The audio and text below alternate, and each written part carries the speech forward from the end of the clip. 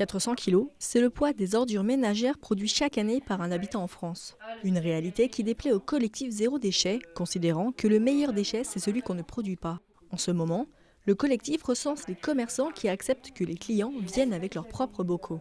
On leur donne un autocollant. Donc le but aujourd'hui, c'est de les recenser, de les mettre sur la page Facebook et comme ça donner aux gens qui ont envie de se lancer dans le zéro déchet ou qui sont trop timides pour demander à leurs commerçants, de dire ben voilà, maintenant ce commerçant-là accepte vos bocaux, donc ils savent qu'ils n'ont pas besoin de faire la demande, d'expliquer la démarche. Faire ses courses avec ses propres contenants, ce principe n'est pas encore très développé en France. Certains commerçants ont dû s'habituer à ce mode. C'est le cas il y a un an pour Alain Michel, crémier à Annecy. C'est pas habituel, il a fallu s'adapter. C'est vrai que les premiers qui sont arrivés, c'était une surprise pour pouvoir tarer les balances, pour pouvoir s'adapter, enlever le poids, refaire le poids. C'était une technique un peu particulière, mais voilà. Maintenant, aujourd'hui, nous sommes rodés et ça se fait sans problème. Et j'accepte tous les clients qui viennent avec leurs emballages pour faire du bien à la planète. Des fois, ça nous fait un peu peur, un peu mal de mettre un produit rond dans un truc carré, mais bon, c'est comme ça.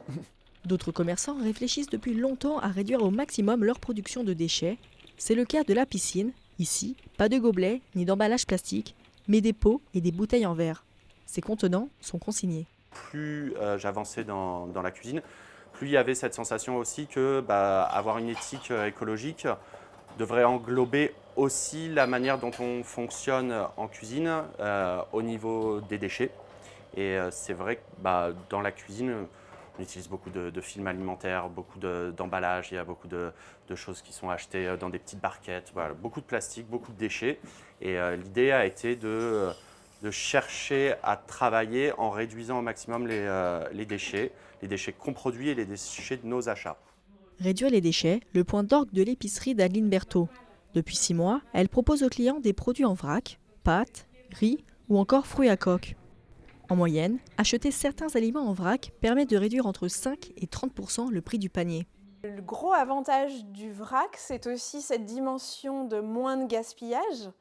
On n'achète que la quantité dont on a réellement besoin et du coup, là aussi, on fait des économies puisque ce que l'on achète ne finit pas à la poubelle.